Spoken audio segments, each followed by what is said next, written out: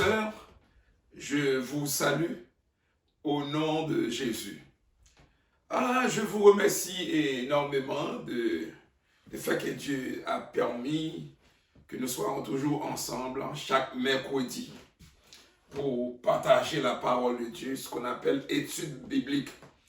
Et il est vrai, nous sommes un peu éloignés, la possibilité ne nous permet pas de répondre à toutes vos questions. Mais quand bien même, je crois que nous sommes très utiles et je vous remercie énormément de pouvoir nous suivre régulièrement et je vous bénis au nom de Jésus. Et ensuite, je vous encourage à nous partager quand bien même parce que lorsque vous partagez, c'est une forme d'évangélisation et je remercie le Seigneur. Partagez, vous savez, sur YouTube, c'est Église PPD YouTube, et Facebook, c'est REV Serge Brutus. Que Dieu vous bénisse.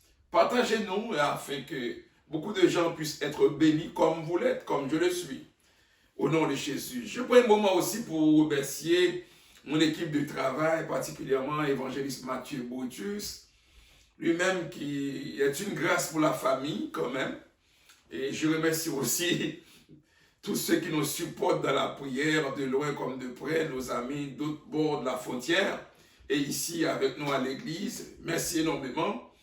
Vous savez, travailler en arrière d'un écran n'est pas toujours facile comme quelqu'un le pense. Mais c'est plus facile d'être aux quatre murs ou bien sur un téléphone avec les amis, les gens qu'on connaît très bien.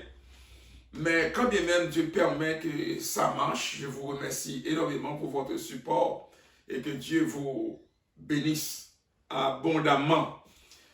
Avant même de rentrer dans le vif du sujet, parce que vous savez, nous avons commencé le thème la prière.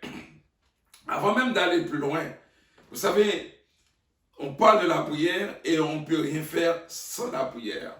Alors, prions le Seigneur. Père, dans le nom de Jésus de Nazareth, merci pour ta faveur, grâce et miséricorde. C'est vrai, les recherches sont là, nous avons beaucoup travaillé, nous avons beaucoup fait, mais sinon ta présence, tout est nul. J'implore ta faveur, ta grâce, ta présence, au nom de Jésus, afin que, Seigneur, tu puisses utiliser moi-même ton serviteur et l'équipe de médias également, pour que ton évangile puisse être enseigné. Et je lève entre tes mains, Seigneur, tous nos frères et sœurs, tous ceux et celles qui nous écoutent maintenant, que cette parole soit une bénédiction au nom de Jésus de Nazareth. Alors nous rentrons maintenant dans la prière suite, ce qu'on appelle le deuxième épisode. Et pour commencer, nous lisons 3. Or, il y avait une femme atteinte d'une perte de sang depuis 12 ans et qui avait dépensé tout son bien pour les médecins sans aucun pu la guérir. Elle s'approcha par derrière et toucha le bord du vêtement de Jésus. Au même instant, la perte de sang s'arrêta. Et Jésus dit, « Qui m'a touché ?»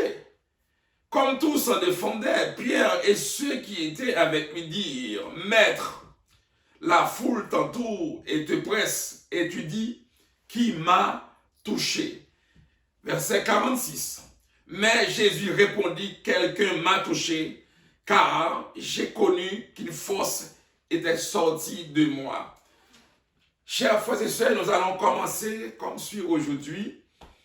Et j'ai fait appel souvent à nos intercesseurs, aux leaders comme moi-même, aux gens qui ont un ministère. Je m'en vais un peu tranquille aujourd'hui.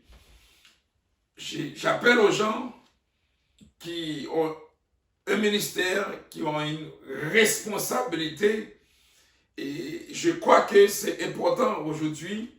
Dieu m'a donné cette révélation dans ces études pendant que je travaille, mon épouse et moi, là-dessus. Et Dieu m'a beaucoup parlé et je vais vous encourager là-dessus aujourd'hui. Tout d'abord, nous voyons Jésus descendait la montagne et automatiquement, il a commencé à faire des miracles. Et maintenant, Jaïs l'avait invité à la maison. Le monsieur l'avait invité dans les versets précédents, toujours Matthieu chapitre 8, parce que son enfant était malade. On s'entend là-dessus. Mais en ce qui concerne la prière, je vois cette femme qui est une femme malade, en perte de sang.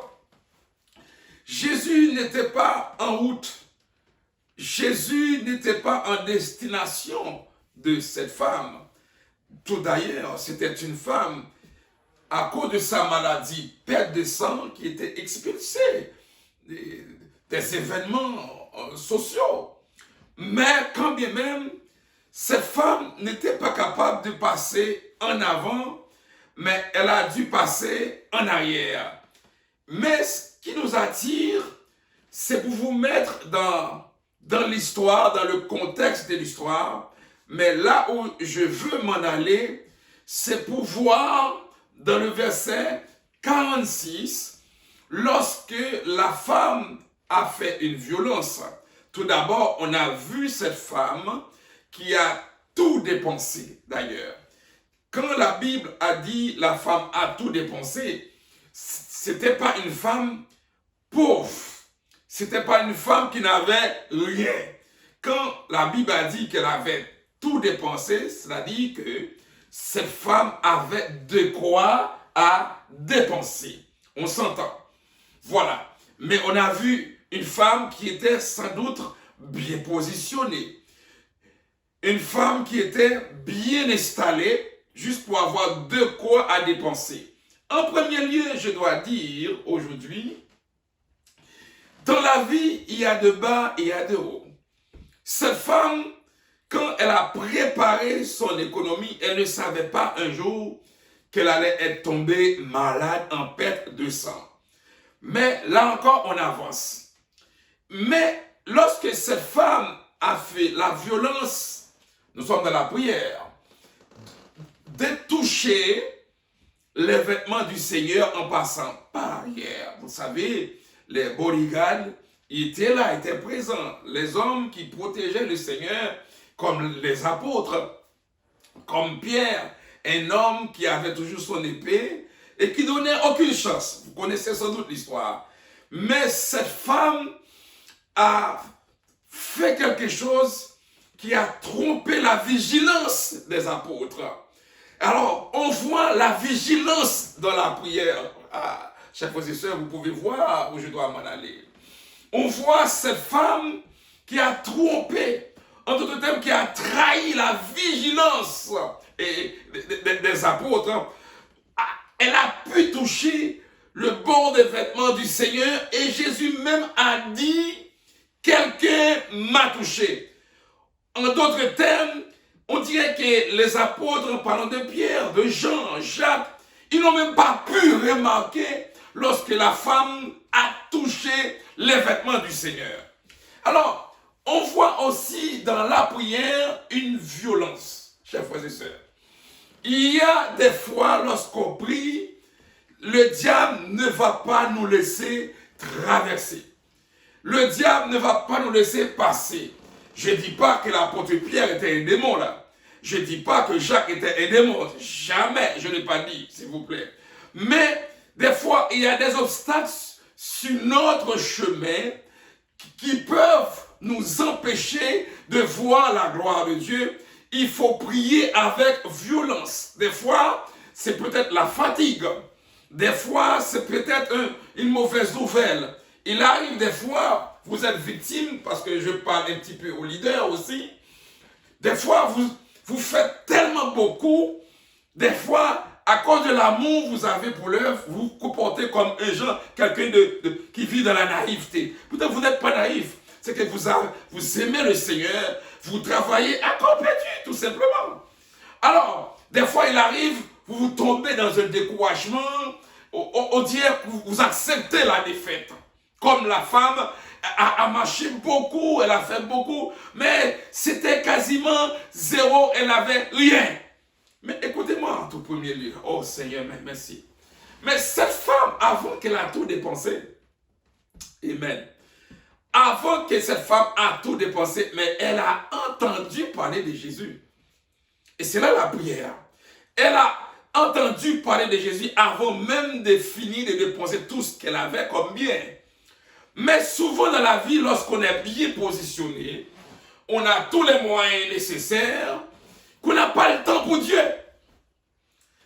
Lorsque, disons, on va faire un voyage, on a regardé la météo, on a vérifié la GPS, on a vu tout est beau, tout est correct. Là, on dit on va faire le voyage, et les billets d'avion sont là, ou la voiture est remplie d'essence. On n'a même pas le temps pour prier, tout est correct. Eh bien, c'était la même femme, lorsque la femme avait tous ses biens, mais encore Jésus était encore là. Mais c'est quand elle a tout dépensé, mais elle a compris maintenant, il faut aller toucher la robe du Seigneur. Chers frères et sœurs, lorsqu'on prie en premier lieu, on n'a pas besoin de tout finir, mais malheureusement l'homme est comme ça, et on dirait même moi je suis du nombre. Lorsqu'on va faire un examen, on a bien préparé, ou bien on a l'église, on a les frères, on a les diacres, on a les dames missionnaires, on a les assistants qui nous entourent. Des fois, on pense, on est prêt pour toutes sortes de voyages. Mais ceux qui sont à côté de nous, on ne les connaît même pas. Là, on va passer la nuit, on ne les connaît même pas, chers frères et sœurs. C'est Dieu qui sait. Alors cette femme a tout dépensé finalement. Maintenant, vu qu'elle avait entendu parler du Seigneur, quand elle n'avait plus de choix, maintenant elle s'approchait en arrière pour toucher parce qu'elle n'avait pas de force, elle n'était même pas capable, voire pour arriver en face du Seigneur avec les apôtres, les bodyguards, les gars du corps, tout qui étaient là. C'était difficile. Mais je vais attirer votre attention, mes frères et sœurs, mes amis, mes auditeurs, mes auditrices. Chers abonnés qui vous êtes avec moi régulièrement, je vais attirer votre attention dans le verset 46, lorsque la Bible a dit, Jésus a dit, je sens qu'il y a quelqu'un m'a touché. Verset 46 tout d'abord. Qui m'a touché? Jésus a posé cette question. Qui m'a touché? Et tous les apôtres, les disciples, se défendaient pour dire, mais il y a une grande foule, Seigneur, maître, écoutez-moi bien. Regarde la foule qu'on a devant nous ici. La foule se bouscule pour te voir, maître. C'est normal que tu as été bousculé, non. Il y a une chose que je vais vous dire. Pierre et ceux qui étaient avec lui disent, maître, la foule t'entoure et te presse, et tu dis qui m'a touché. Mais voyons, maître, voyons comment, on te touche toute la journée, on te bouscule, tu es là. Non. Verset 46, Jésus a dit, quelqu'un m'a touché et j'ai connu qu'une force était sortie de moi. Écoutez-moi, tout le monde peut prier. Alléluia, waouh, je parle de la prière. Hein. Tout le monde peut prier. La salle peut avoir 5 personnes, 25 personnes, 100 personnes, 1000 personnes, 10 000 personnes, 30 000 personnes, dépend la taille de l'église. Mais il y en a une personne qui a touché Jésus. Voilà. On peut avoir le titre homme de prière. On peut avoir un titre femme de prière. Mais ça ne représente rien devant Dieu. Si ce n'est pas une prière bien adressée, une prière dans la volonté de Dieu, comme je vous ai dit dans la première présentation. Alors, tout le monde a touché Jésus, mais cette femme, c'était une femme spéciale qui avait touché Jésus. Ça veut dire, lorsque nous prions, frères et sœurs, mon ami, ma sœur, mon frère, lorsque nous prions, nous ne devons pas prier comme les autres. C'est ça l'affaire. Nous ne devons pas prier comme là-bas ils prient. Nous ne devons pas prier comme à côté ils prient, comme à côté elle prie. Mais nous devons prier comme cette femme qui était spéciale. Et si chaque personne se présente comme spéciale devant Dieu au nom de Jésus-Christ de Nazareth, cette prière aura un effet positif. Pour faire suite, lorsque le Seigneur a dit « quelqu'un m'a touché », laissez-moi vous dire quelque chose. les hommes de prière, les femmes de prière. Oh, cela me prend du temps pour y arriver. Mais je suis arrivé maintenant, ou là où je voulais, ou dans la révélation que Dieu m'a donnée. Lorsque vous priez pour quelqu'un qui est possédé, par exemple, quelqu'un qui est tourmenté, quelqu'un qui est condamné, mais Dieu vous utilise en tant qu'une femme de prière. Dieu vous utilise en tant qu'un homme de prière. Moi, je ne parle pas de titre là, parce que là, les titres là, pour moi, c'est une autre chose. Lorsque vous priez, vous savez, quand vous priez pour quelqu'un, il y a une force qui s'est sortie de vous. Vous ne comprenez pas ça. Selon le texte devant moi, la femme a touché Jésus, et cette femme a eu la guérison, et Jésus se sentait faible, physiquement, parce qu'il y a une force qui s'est sortie de Jésus, qui s'est sortie de lui. C'est cette force-là, quand vous priez, frères et sœurs, quand vous jeûnez, chers frères et sœurs, quand vous faites quelque chose, et frère a un problème, il vous appelle pour jeûner. Une sœur a un problème, elle vous appelle pour jeûner. Vous avez une dame missionnaire à l'église qui a un problème, vous priez pour elle, vous priez pour ses enfants, vous priez pour sa famille. Vous savez, vous êtes en danger. Et c'est pour cela, à l'église, de notre communauté, on voit beaucoup de gens qui sont à l'église, mais ses enfants sont à gauche, à droite. On voit beaucoup de gens qui sont à l'église, qui ont des ailes, qui ont des voiles, qui prient. Mais tu regardes ses enfants, ils sont où? Tu regardes la famille, les gens sont où? Parce que vous ne pensez pas, quand vous priez pour quelqu'un d'autre, il y a une force qui s'est sortie de vous. Il y a une force, vous perdez quelque chose. Vous pouvez voir les enfants de tel pasteur là-bas. Ses enfants l'entourent, c'est facile. Mais demandez-lui combien d'heures de jeûne qu'il fait pour ses enfants. Mais vous vous levez le matin, vous voulez faire le ministère, vous prenez le voile et puis vous partez. Voilà. Et puis vous rentrez vide toutes les forces, tous les gens pour lesquels vous avez prié, tous les démons que vous avez chassés. Vous n'avez aucune miraille chez vous. Je vous dis, vous n'avez aucune miraille chez vous. Mais je dois vous dire, frères et sœurs, combien de fois quand on finit de prier pour quelqu'un, en arrivant à la maison, il y a des lions qui dressent devant moi sur le chemin.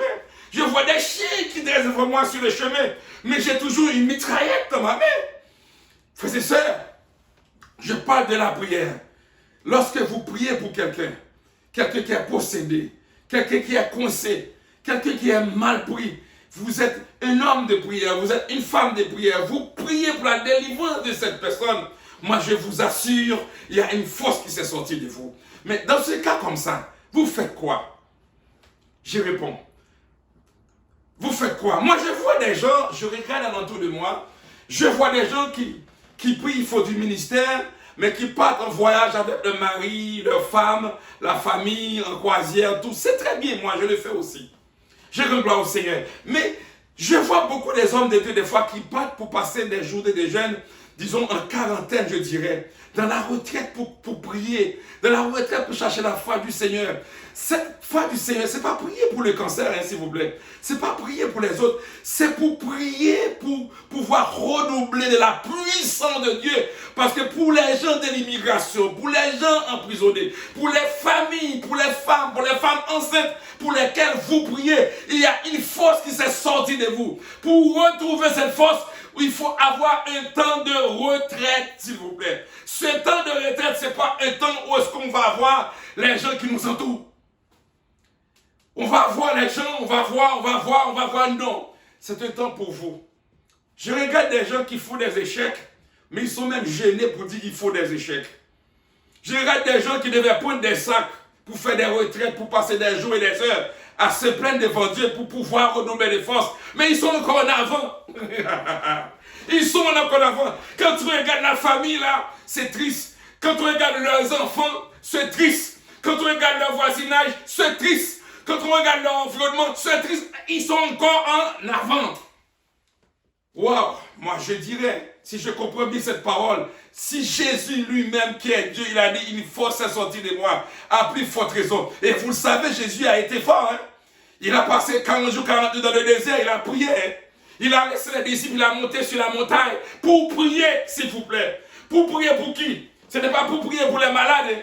Ce n'était pas pour prier pour chasser les démons. C'était pour prier afin qu'ils fortifient, avoir la puissance de Dieu. afin que les malades puissent être guéris. À chaque fois, Jésus sort en quelque part, ça montre son ministère. Regardons comment Jésus a prié. Chers frères et sœurs, Jésus a prié. Luc chapitre 6, verset 12. Luc chapitre 6, verset 12. La Bible nous dit, en ce temps-là, Jésus s'est rendu sur la montagne pour prier. Et il passa toute la nuit à prier Dieu. Luc chapitre 6, verset 12. Jésus a monté sur la montagne. Mais vous ne faites que chasser des démons. Vous ne faites que parler d'onction. Vous ne faites que parler pour les autres. Mais avez-vous un temps pour vous? Lorsque vous priez pour quelqu'un qui est malade, le démon est chassé. Mais vous savez, vous avez un enfant. Hein? Lorsque le démon est chassé, vous avez un mari qui n'est même pas converti. Hein? Lorsque le démon est chassé, vous avez une femme qui n'est même pas convertie. Vous êtes seul à la maison qui priez, mais vous chassez tous les démons du monde. Et bien vous oubliez même qu'il vous existe. Et c'est pour cette raison que vous avez un ministère limité.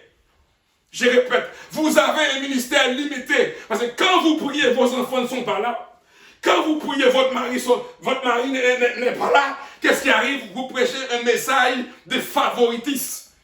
Vous prêchez un message. Je ne dis pas que Dieu, il faut faire équilibre. Il y a des fois, il y a des épreuves dans la vie. On s'entend là-dessus, s'il vous plaît. Je ne peux pas donner garantie, c'est ça, c'est ça, c'est ça. Non, on est prédicateur, on est enseignant. Il y a des fois, Dieu fait des choses pour sa gloire. Ça, on le respecte, on le connaît. Mais la plupart des fois, c'est la naïveté. La plupart des fois, c'est le manque de connaissance de la parole. On essaie de tout faire pour les autres. On essaie de tout faire pour les autres. Nous, on a oublié soi-même.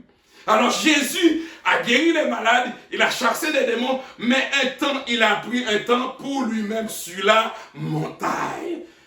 Combien de gens, combien de leaders, combien d'âmes missionnaires, combien de diacres, combien de diaconesses, combien de pasteurs, combien d'apôtres, combien de prophètes. Vous avez pris un temps pour laisser l'église en paix. Vous avez pris un temps pour laisser les autres en paix. Pour dire, chérie, ma femme, on va en prière. On va passer 3 jours avec le Seigneur. On a besoin de sa présence. Surtout pour maintenant. On est tellement rapide au téléphone, on est tellement rapide sur Facebook, on est tellement rapide sur YouTube, on est tellement rapide sur TikTok, on est tellement rapide sur Instagram. On demande même est-ce qu'il y a un temps pour nous? Et surtout aujourd'hui, là où on est maintenant, là, avec la COVID-19, là, et il y a la technologie, toutes les choses nous s'attrapent là. Si on ne fait pas attention, vous allez connaître beaucoup de défaites. Après, vous allez chercher vos enfants, ils ne seront plus. Vous allez chercher votre femme, elle ne sera plus. Vous allez chercher X, il ne sera plus. Il faut un temps pour vous. Oui, vous avez le culte dimanche, vous avez le culte mardi, vous avez le culte mercredi. Vous êtes en compétition là. Ah, moi j'ai 100 personnes. Ah, moi j'ai 50 personnes. Mais vous avez 150 personnes qui vont vous détruire demain. C'est comme ça marche. Vous avez 100 personnes qui vous fait quoi? Qui vous détruisent ta famille. D'ailleurs, il y a un problème quand les enfants du pasteur sont là à l'église. C'est un problème. C'est un problème, vous le savez comme moi. C'est un problème. Si vous n'êtes pas en prière pour sauver votre famille, si vous n'êtes pas en prière pour sauver votre enfant, ce n'est pas des prières là, le matin, blablabla, c'est pas ça. Ce n'est pas des prières vous lever le soir là. Ouais, non. C'est des prières de temps sorti, de partir, de laisser. Je répète, de laisser. Ça, c'est pour fortifier la famille. C'est fortifier les enfants. C'est pour fortifier votre ministère. Pour développer votre relation avec Dieu. Chers frères et sœurs, chers amis, chers leaders, chers jeunes, chers évangélistes, chers pasteurs, la manière dont vous pensez la situation, ce n'est pas comme ça. Même Moïse, qui a rencontré le Seigneur face à face, c'était un moment, Moïse. Moïse a dû laisser le peuple pour aller chercher la face du Seigneur. Paul l'a fait. Paul l'a fait, mais nous ne voyageons que pour la croisière. Nous voyageons que pour la baignade. Nous voyageons que pour se retirer, pour aller respirer. Nous voyageons que, mais il n'y a pas de voyage de retraite. Il n'y a pas de voyage de retraite dans la prière. Il n'y a pas de voyage de consécration. Il n'y a pas de voyage. On va vraiment chercher la présence de Dieu. Et lorsqu'on va retourner, et moi l'expérience que je fais, lorsque vous sortez de la ville, vous allez chercher la face du Seigneur sans, je dirais bien, sans le sexe. Sans plein de choses, sans le contact, rendu 2e, 3e jour, on voit le Seigneur qui parle. Il te dit quoi faire, il te dit comment avancer, il te montre tes ennemis, il te montre tes adversaires, il te parle. Ça enlève la confusion. Chers frères et sœurs, chers amis, la prière vous l'avez besoin. Pas seulement pour les autres, mais pour vous. Cher pasteur, vous l'avez besoin. Cher pasteur, vous l'avez besoin. La maman de pasteur, vous l'avez besoin. Et la première chose qui passe avant, c'est votre famille. Je vous le dis sincèrement, c'est votre famille. Ce sont vos enfants qui vont signer votre acte de décès. Je vous dis, ce n'est pas l'église. Je le dis à haute voix aujourd'hui. Ce n'est pas l'église qui va signer votre acte de décès. C'est votre fils qui va le signer. Ce n'est pas la sœur à côté. Je l'ai dit, c'est votre fils, votre fille qui va signer votre acte de décès. C'est elle qui va donner l'ordre au cimetière. Vous ne pouvez pas laisser votre enfant traîner à gauche, à droite, là. En courant dans la maison, maison après maison, et bien vous dites que c'est la faute de Dieu. Jésus a prié sur la montagne pour sa vie, pour son ministère, pour ses parcours, pour son travail. Nous devrions prier. Je fais appel à mes jeunes pasteurs, mes collègues, mes collaborateurs. C'est vrai, vous avez un ministère fructifié, mais faites donc attention. Faites donc attention. Prenez un temps pour vous, s'il vous plaît. Avec les temps de Covid, là, vous courez à gauche, à droite, vous avez des vidéos à faire, vous avez des lives à faire, vous avez des sites à faire, vous avez des appels à faire. Il faut gérer l'église, il faut gérer les masses, il faut gérer les blessures sanitaires, s'il vous plaît, mais il faut un temps pour vous. C'est un temps de bénédiction, un temps où est-ce que Dieu va vous parler, ou un temps où est-ce que Dieu va vous communiquer sa grâce. Quand vous finissez du temps, vous allez rentrer maintenant pour chasser les démons, soutenir les frères, soutenir les sœurs, soutenir tout ça. C'est pour cela que l'église a besoin d'avoir une équipe solide. Une équipe qui n'est pas solide doit être remplacée. L'église a besoin d'avoir une équipe solide. Quand l'homme de Dieu s'en va en retraite de prière, que l'église soit bien protégée. Que Dieu vous bénisse à comprendre cette parole. Chers frères et sœurs, chers leaders, c'est pour vous que je parle aujourd'hui. Que Dieu vous bénisse. Et nous rentrons encore dans notre sujet. Pour terminer aujourd'hui, la Bible nous parle comment prier. Mais comment prier? Nous avons vu Jésus, dans l'une des béatitudes, qui a enseigné la prière. Mais aujourd'hui, il nous dit, la prière doit être précédée toujours de l'adoration. Souvent, on rentre dans la prière, c'est comme si Dieu, il a passé la nuit avec nous, c'est un enfant. J'ai déjà entendu des prières, des fois, j'ai bouche les oreilles, moi. Parce que la manière, surtout ceux qui pensent, qui sont en pédonction, moi là. Et puis quand je regarde la personne, je vois sa famille, droite et gauche, qui me dit moi là. Quand je regarde avec mes yeux, je ne vois pas le fruit. C'est comme si cette personne tombe défaite en défaite et dit moi là. Quand je vois tout, je dis Seigneur, le peuple périt faute de connaissance. Quelle communauté qu'on a! C'est qui m'a donné la défaite, il fait quoi qui a la victoire? Ta victoire commence par toi-même, ta victoire commence par ta famille, ta victoire commence avec les fruits de ton travail, le témoin de ton travail, parce que les gens disent, parce que les gens nous disent de toi, mais les fruits sont là, on ne peut pas les effacer. Les aveugles qui sont guéris, on ne peut pas les effacer. On ne peut pas les effacer, c'est déjà là. Que Dieu vous bénisse. Il faut adorer le Seigneur de la prière. Il faut que le Seigneur, l'adoration soit au centre de nos prières. Parce que c'est tout ce que Dieu veut. C'est tout ce que Dieu mange. C'est tout ce que Dieu trouve de nous, l'adoration. Que Dieu vous bénisse. Et c'est pour ça que la Bible va dire dans la prière sacerdotale, au Matthieu chapitre 6, du verset 9 à 13, notre Père qui es aux cieux, que ton nom soit sanctifié. Chers frères et sœurs, lorsque nous adressons à Dieu, ça veut dire, nous prions, nous élevons le nom du Seigneur. Cela nous montre que nous reconnaissons qu'il est le maître de notre vie, qu'il est le Seigneur de notre vie. Il faut reconnaître la capacité du Seigneur de notre vie en tout premier lieu. Et c'est pour cela qu'on va le reconnaître comme l'omniscience de notre vie, l'omnipotence de notre vie, l'omniprésence de notre vie, en lui disant, notre Père qui es aux cieux, que ton nom soit sanctifié. Chers frères et sœurs, l'une des façons, des meilleurs moyens pour adorer consiste à méditer sur ce qui est Dieu. C'est ce que Dieu peut faire. Et ce qui nous fortifie quand nous prions, on lui rend gloire, honneur. Magnificence, c'est de regarder son splendeur. Comment il a créé la nature. Comment il a créé l'univers.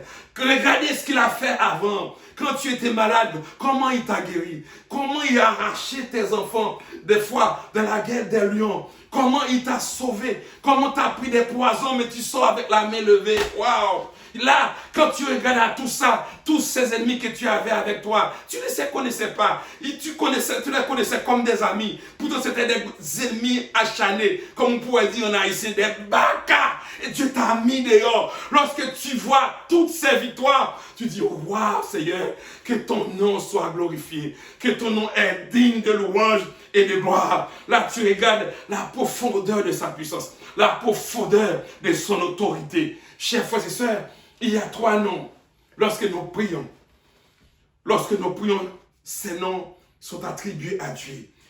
Chers frères et sœurs, il est l'Adonai, il est le Jéhovah, il est l'Elohim, l'Adonai, le Seigneur. Celui qui est Yahvé, chez vous, frères et sœurs. Oh, le Jéhovah, j'irai. Amen. Celui qui pourvoira. Lorsque tu vois ça, tu commences à faire mention de ces choses. On élève le nom du Seigneur et on a la victoire. Chers frères et sœurs, que Dieu vous bénisse à comprendre. Que Dieu vous bénisse à faire la route. Que Dieu vous bénisse à commencer bien vos prières. Que Dieu vous bénisse. Peu importe, avant d'aller aider quelqu'un, chers frères et sœurs, c'est même dans le combat, même dans la guerre, c'est comme ça. Un général ne veut pas perdre un de ses militaires. Il veut, le général veut gagner la bataille, mais avec ses militaires. Même pour toi, c'est vrai. Le message aujourd'hui, ça a amené beaucoup de gens à la réflexion.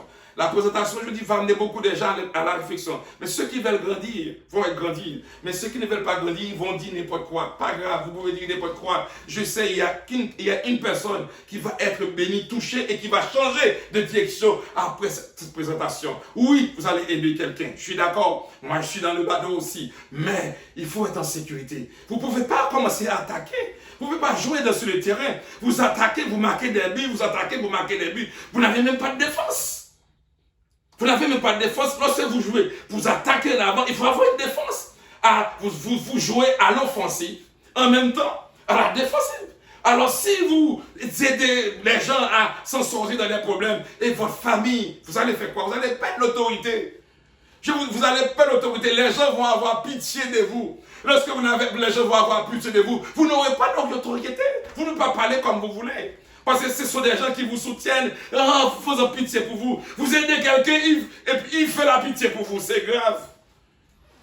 C'est grave. Que Dieu vous bénisse, chers frères et sœurs. Nous allons terminer pour dire, en deuxième lieu, nous allons pouvoir continuer au 3e épisode. Après avoir prié le Seigneur, l'adorer dans la prière. Et on doit dire, Seigneur, que ton règne vienne. Lorsqu'on dit Seigneur, que ton règne vienne, cela explique quoi? Cela explique pour dire Seigneur, je suis prêt. Tu peux venir maintenant. Je t'adore. Je suis bien. Je suis dans ta présence. Et je prie pour mes frères. Je prie pour mes soeurs. Je prie pour mon assemblée. Je prie. Je me sens bien. Tu es l'omniscient, l'omniprésent, l'omnipotent. Seigneur, je suis prêt maintenant. Viens. Oh, que Dieu vous bénisse à comprendre cette parole. Que Dieu vous fortifie à comprendre cette parole. Je suis inspiré pour vous aider à avancer. Vous allez tout simplement écouter le message, écouter cette parole, et ça va être une bénédiction pour vous. Si vous avez un commentaire, il n'y aura pas de problème. Vous pouvez faire un commentaire ou une question en ce qui concerne la prière. Moi, je serai très prêt pour vous aider là-dessus. Que Dieu vous bénisse. N'oubliez pas, lorsque vous priez, pour les autres, il faut avoir un temps pour prier pour vous. Et lorsque vous commencez à prier, il faut rendre gloire au Seigneur tout d'abord. Et pour dire, Seigneur, je t'adore pour ce que tu es. Viens dans mon cœur. Viens parce que je suis prêt. Prions le Seigneur. Père, dans le nom de Jésus de Nazareth. Merci pour ta présence. Merci pour ce temps. Ce temps qui passe très vite. Béni sois-tu, Seigneur. Au nom de Jésus. Que cette parole soit une bénédiction pour chaque de nous, et moi-même aussi, au nom de Jésus. Amen.